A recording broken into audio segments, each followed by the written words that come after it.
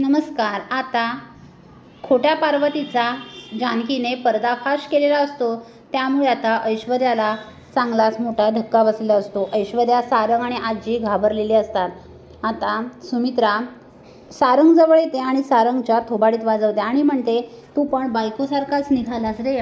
तुलासुद्धा तुझ्या आईची काळजी नाही वाटली. जर तुझ्या आईला दुसरी सवत आणून ठेवली तर तिला काय वाटेल याचा पण तू विचार केला नाहीस. अरे जरा तरी माझा विचार करायचा. ऋषिकेशला तू सावत्र मानतोस, त्याच्या मनाचा नाही, पण तुझ्या सख्या आईचा, सख्या वडिलांचा सुद्धा तू विचार केला नाहीस. कसा मुलगा असशील रे तू. असा मुलगा नसलेला बरा. आता सुमित्रा सारंगला खूप काही बोलते. आता सारंगला स्वतःचीच लाज वाटते, त्याला वाईट वाटतं. तो म्हणतो, मी नाही, ही आयडिया माझ्या डोक्यातून नाही तर या ऐश्वर्यांच्या डोक्यातून आली होती. बघितलं तर ऐश्वर्या, काय झालं, तुमच्यामुळे हे सगळं झालं. आज तुमच्यामुळे माझ्या आईवर रडण्याची वेळ आली आहे. अहो काही कसं नाही वाटलं तुम्हाला असं प्लॅन करताना, आणि त्या घाणेरड्या प्लॅनमध्ये मलासुद्धा सहभागी करून घेतलात तुम्ही ना. खरंच तुम्ही आता हद्द पार केली आहात. आत्ताच्या आत्ता मी तुम्हाला पोलिसांच्या ताब्यात देणार आहे. तेव्हा आता आजी घाबरते. आजी म्हणते, अरे गुंड्या, असं काय करतोस, असं करू नकोस. तेव्हा सारंग म्हणतो, नाही आजी, तू मध्ये पडू नकोस. तू सुद्धा या प्लॅनमध्ये सामील झाली होतीस, पण तू पण असा विचार केला नाहीस. अगं तुझ्या मुलीसाठीच आपण सवत आणणार होतो. अगं तुझ्या मुलीला काय वाटेल, तिच्या मनाचा पण तू स्वतःच्या मुलीचा विचार केला नाहीस, तिच्या संसाराचा विचार केला नाहीस. तू सुद्धा या ऐश्वर्यांना साथ दिलीस आणि मी सुद्धा. आपण मूर्ख होतो. आपण कसलाही विचार न करता या ऐश्वर्याला साथ दिली.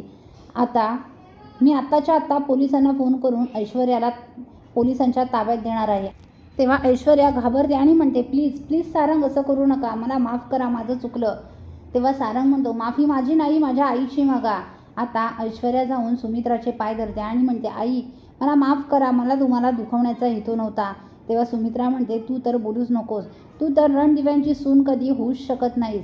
अगं तुझा नुसता या घरात आल्यापासून प्रॉपर्टीवर डोळा आहे. तुला हे घर हवं आहे. तुझं कोणावरही प्रेम नाही. तू कोणाचाच विचार करू शकत नाही. तू स्वार्थी आहेस. फक्त आणि फक्त तुझा विचार करतेस.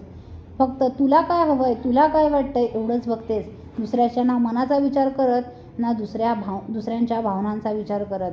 अगं त्या ऋषिकेशच्या मनाला काय वाटलं असेल, माझी सख्खी आई, जन्मदाती आई परत आली.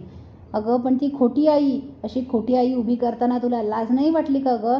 खरंच आज ना तू माझ्या मनातून पूर्णपणे उतरली आहेस. आता तू माझ्या मनात कधीच परत बसू शकत नाही. तुझी जागा माझ्या मनातून कायमची उतरून गेली आहे. आता सारंग म्हणतो, चला ऐश्वर्या, आणि ऐश्वर्याला पकडून तो फरफटत पोलीस स्टेशनला घेऊन जात असतो. तेवढ्यात जानकी म्हणते, थांबा भाऊजी, हिला ना पोलिसांच्या ताब्यात देऊन सुद्धा काही फायदा नाही आहे. अहो हिला ना उलट कायमची आपल्या घरातून हकलून दिली पाहिजे. ही तिथे पोलीस स्टेशनमध्ये राहून सुद्धा काड्या करतच बसणार. त्यामुळे तुम्ही हिला कायमचं घराबाहेर काढा. आता ते ऐकून ऐश्वर्याला मोठा धक्काच बसतो. पुढील अपडेट पाहण्यासाठी व्हिडिओला लाईक आणि चॅनलला सबस्क्राईब करायला विसरू नका. थँक्यू.